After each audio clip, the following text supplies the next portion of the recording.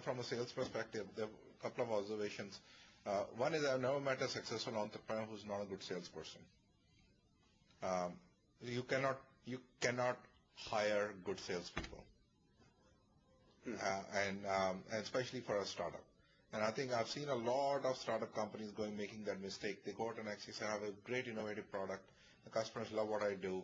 I'm going to focus more on actually building and delivering and let someone else go out and actually sell it for me. So go out and raise a ton of money, and they go out and actually spend on these very expensive salespeople. Now, it's a very interesting thing, actually. Most salespeople are motivated by they're mercenaries, right? And the amount of money they make is directly proportional to the volume of revenue that they bring in. By definition, a small company never has big revenues, right? That's why you're small. Right. And the thing is that and hence you fall into that trap. The salespeople you will actually be able to get either going to be too expensive that you can't afford them, or you're going to actually go out and get the people who are not cutting it in the big companies. And so that's a very interesting kind of a trap. So from my perspective, it was never a question. That never really relied on salespeople to grow the business. You need them to basically more for assisting you to kind of build the pipeline and the thing. And once the things get going, salespeople add value in generating leads and actually getting the business that sustains themselves. So my advice to most entrepreneurs, if you have a business of less than $10 million, you can't afford a good salesperson. I agree with you 100%. In fact, that is the reason that there are so many consultants right now in the tech industry, where everybody's trying to sell you how to make cold calls, how to generate leads in marketing, how to create processes, and mainly in technology, because technology, what happened is people came up with these great ideas, and they were good ideas, but it's one thing to have a great idea, it's another thing to make it flourish. It's one thing to get VC money, it's another thing to generate revenue. And like you said, you need to be yourself a salesperson, first of all. And that's why when we as consultants go and say, hey, these are a few of the things that you should be doing. Not that we're doing anything wrong. We're actually doing good service. But unless they are able to actively learn and practice it themselves, it won't help. And so my whole idea behind this conversation, this is also to create that knowledge base which is inspirational. My saying so is valuable, but your saying so is paramount because you've done it. I do it too, but what they're looking for, you as a role model, and say, how did Jassi do it, And so it's not just the information, it's the inspirational information that matters to bring about the change in behavior. I've come across so many CEOs that I consult with and say, look, you are thinking the wrong way. You need to think in terms of leads, in terms of conversions, in terms of selling yourself, going out there and being in front of people. If you want to hire people, don't hire thought leaders. You need to hire go-getting hunters, people who will go and say, my only job is to convert and get leads, get deals done, closed. When you have those kind of people, it's a different business as opposed to what are traditionally known as farmers, where, okay, have an account, I am managing the relationship. That's not a growth model. That's, okay, fine, you've got an account, now this guy will manage the relationship, which is, I wouldn't say necessarily easy, but at least it's easier. And so if you want to grow, you've got to definitely be a mercenary and be a hunter. Right. And also from an entrepreneur perspective, by definition, every business plan is wrong when you get started, right? And the thing is that no one can actually be, and the entrepreneur is the one who actually drank the Kool-Aid, otherwise you would never do it.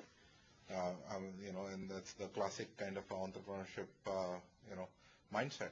And no one can deliver it with the same passion as you can. You can't hire someone to have the same passion as you can.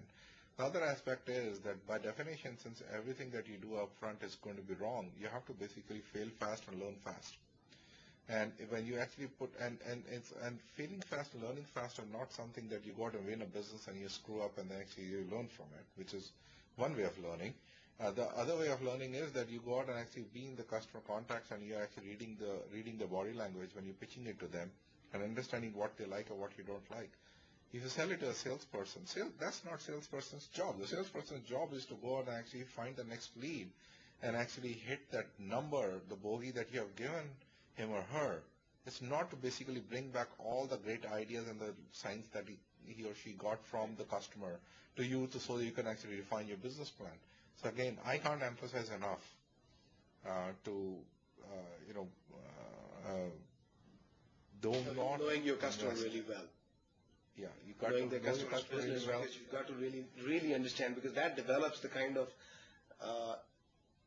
specialization, expertise, knowledge base, whatever you call it, that you then eventually end up having, that you become a stalwart and you say, anytime I go, I convert.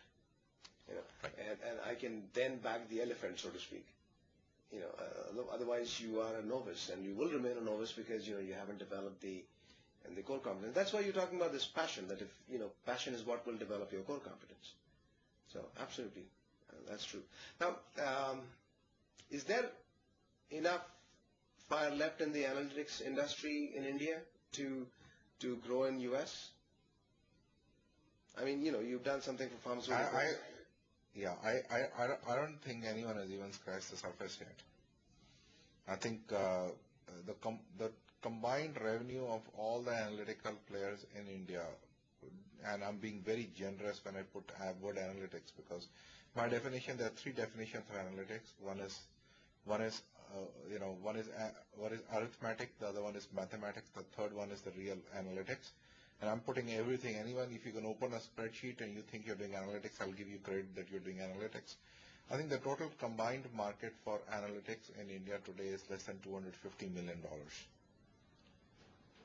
total revenue. And I think the next 10 years is going to be over $10 billion. Wow.